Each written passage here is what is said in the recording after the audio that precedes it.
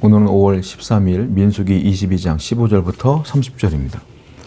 발락이 다시 그들보다 더 높은 고관들을 더 많이 보내매. 모압 왕 발람이 한 번에 자기의 말을 들어주지 않으니까 이번에는 더 높은 고관들을 보냅니다. 그러니까 유혹의 강도가 더 세진 거죠. 그리고 복제를 더 많이 갖다 주는 거예요. 발람은 처음에는 거절했지만 자꾸 더 높은 사람이 오고 더 많은 물질이 오니까 계속 마음이 흔들리는 것을 보게 되죠. 여러분, 이걸 아셔야 되는 게 세상의 유혹은, 마귀의 유혹은요, 한 번 했다고 해서 내가 이겼다고 해서 끝나는 게 아니에요. 이건 영적 전쟁인데, 영적 전쟁은 우리가 천국 가는 그날까지 지속됩니다. 마귀는요, 여러분들이 한 번 이겼다고 해서 포기하는 존재가 아니에요. 그 다음엔 더 큰 것으로, 더 큰 것으로, 더 큰 것으로 계속 우리를 유혹하고 넘어뜨리려고 한다라는 겁니다. 한 번 이겨서 끝나면 안 돼요. 성도는요, 영적 전쟁은요, 100번 이겼는데 101번째 지면 지는 거예요. 우리는 매 순간 이기셔야 돼. 매 순간 이기려면 어떻게 해야 될까요? 깨어 있어야 돼요. 예수님이 그랬잖아요. 시험에 들지 않도록 뭐하라? 기도하라. 깨어 기도하라. 우리가 깨어있는 유일한 방법은 기도하는 겁니다. 매일 기도하세요. 제가 아침마다 기도하는 게 있어요. 여러분도 이렇게 기도했으면 좋겠습니다. 하나님, 오늘 하루가 시작됩니다. 누구를 만나는, 무엇을 만날지, 어떤 일을 만날지, 어떤 사건이 벌어질지 저는 몰라요. 저에게 분별력을 주시고 지혜를 주시고 이길 힘을 주시고 능력을 더하시고 동행해달라고 저는 아침마다 기도하거든요. 여러분, 그래도 분별 못할 때가 있어요. 그러니까 항상 깨어 기도하여 유혹을 이겨내는 여러분 되기를 축원드립니다. 17절입니다.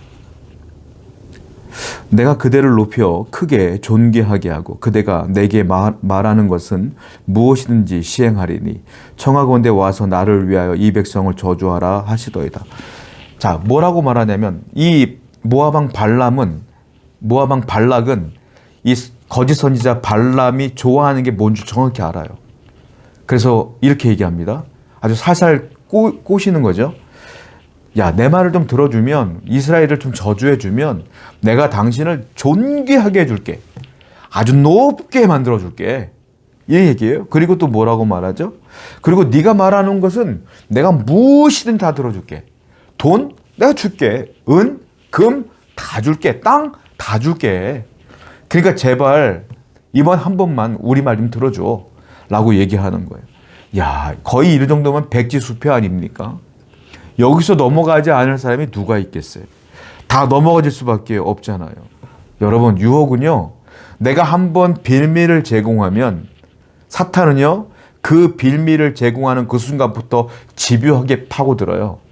내가 넘어질 때까지 계속 파고들어요. 이게 사탄의 유혹이에요. 이 정도 되니까 발람이 흔들릴 수밖에 없죠.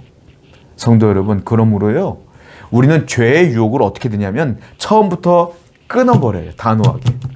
이 정도는 괜찮겠지 하면 그 정도가 아니야. 그 다음에 더 큰 것이 계속 몰려오거든요. 죄는 단호하게 끊어야 되고 죄의 자리는 가서도 안 돼요. 가면 안 돼. 나는 그냥 가기만 할게. 안 할 거야? 그때부터 죄의 유혹은 집요하게 들어오는 거예요. 죄가 있는 장소에는 아예 머물지 않는 여러분 되기를 축원드립니다. 18절이 발람이 발락의 신하들에게 대답하여 이르되 발락이 그 집에 가득한 은금을 내게 줄지라도 내가 능히 여호와 내 하나님의 말씀을 어겨 덜하거나 더하지 못하겠노라. 발람이 그럼에도 불구하고 하나님이 두렵긴 했나 봐요. 내가 하나님 말씀이 있었는데 내가 두렵다. 그러니까 그 말씀을 내가 더하기도 어렵고 내가 빼기도 어렵다 라고 얘기를 하고 있어요. 말로는요, 굉장히 신실한 선지자 같아요. 굉장히 하나님이 사용하시는 선지자와 같은 말을 하죠. 그런데 그렇지 않아요. 왜냐하면 이미 발람은 마음은 돈에 빼앗겼어. 하나님의 말씀이 이미 있었어요. 이스라엘을 저주하지 말라고. 그러면 이 사람들을 만날 이유도 없고 그 고관들, 장로들 자기 집에 머물게 할 이유도 없거든요. 그런데 자꾸 머물게 하고 자꾸 빌미를 제공한다는 건 이미 돈에 이 유혹에 마음이 빼앗겼지만 말로는 그럴싸하게 얘기하고 있는 것 뿐이다. 진실한 믿음은요, 말로 되는 게 아니에요. 말로는 누구나 다 할 수 있어요. 저도 신실하게 말할 수 있어요. 목소리 변조해서 말할 수 있어요. 거룩하게 말할 수 있어요. 믿음은 말로 하는 게 아니에요. 믿음은 행동으로 하는 거예요. 행동으로. 삶으로 나타나는 거예요. 성도 여러분, 여러분들의 믿음은 말로만 하나님, 형제님 사랑합니다. 절대 안 돼요. 형제님 사랑합니다 하면, 자매님 사랑합니다 하면 진짜로 삶으로 사랑을 보여줘야 되는 거예요. 믿음은 말이 아니라 행동이에요. 그 사실을 분명히 인지하시는 여러분들에게 축원드립니다. 21절입니다. 발람이 아침에 일어나서 자기 나귀에게 안장을 지우고 모압 고관들과 함께 가니 그가 감으로 말미암아 하나님이 진노하심으로 여호와의 사자가 그를 막으려고 길에 서니라. 발람은 자기 나귀를 탔고 그의 두 종은 그와 함께 있더니 발람이요 이렇게까지 하니까 하나님께서 그래 한번 해봐 하고 놔뒀어요. 결국은 돈을 받고 이 발람이 발락과 함께 그 고관들과 함께 나귀를 타고 올라갑니다. 아모리에 머물고 있는 이스라엘 백성들이 다 보이는 장소까지 올라가는 거예요. 산으로 올라가는 거예요. 하나님이 허락했어요. 가라고 놔둔 거예요. 하나님의 허락이 다 좋은 것이냐? 아니에요. 왜냐하면 21절을 보니까 길가에 여호와의 사자가 완전 무장하고 딱 서 있는 겁니다. 그런데 이거 영적인 문제이기 때문에 이 발람이라고 하는 자칭 선지자죠. 자칭. 거짓 선지자지만 이 여호와의 사자가 딱 길 앞에 있는 거를 못 봐. 영안이 안 열렸으니까. 진짜가 아니니까 못 봐. 여호와의 사자가 완전 무장하고 딱 서 있는 겁니다. 그랬더니 이걸 누가 보는지 아세요? 나귀가 봐요. 발람이 타고 가는 나귀가 봐요. 나귀가요 멈칫하고 못 가는 거야. 나귀가 보는데 발람이 못 봐. 여러분 이게 무슨 소리냐면 하나님이 허락을 했어요. 하나님의 뜻이 아닌데도 불구하고 허락을 하신 거예요. 그리고 한 번 더 하나님께서 여호와의 사자를 보내므로 하나님께서 돌이킬 기회를 주시는 거예요. 성도들이 참 잘못 알고 있는 것 중에 하나가 내가 하나님의 뜻이 아님에도 불구하고 길이 잘 열리는 경우가 있어요. 그러면 참 행복하고 그 길이 하나님의 뜻인 줄 알고 그냥 해피하게 가는 경우가 있어요. 아닐 수도 있다는 거예요. 아닐 수도. 성도는 그래서 길이 열린다고 해서 무조건 가는 게 아니라 가면서도 조심스럽게 분별력을 가지고 기도하면서 천천히 가셔야 되는 거예요. 내가 이 길에 맞는가? 정확하게 하나님 말씀하신 적이 없는데 길이 열렸네? 불안하면서 가는 거예요, 여러분. 기도하면서. 하나님의 확실한 말씀이 없으면 끊임없이 기도하면서 가셔야 돼요. 요나가요, 하나님께서 뭐라고 말했죠? 야, 니느웨로 가서 복음을 전하라 했지만 니느웨로 안 가고 도망가죠. 다시스로 가려고 도망을 했어요. 요빠 항구에 갔더니요, 때마침 도착하자마자 다시스로 가는 배가 있어요. 오늘날은요 배가 자주 있지. 시간을 정확히 지키지만 그 당시에는 그런 게 어디 있어요.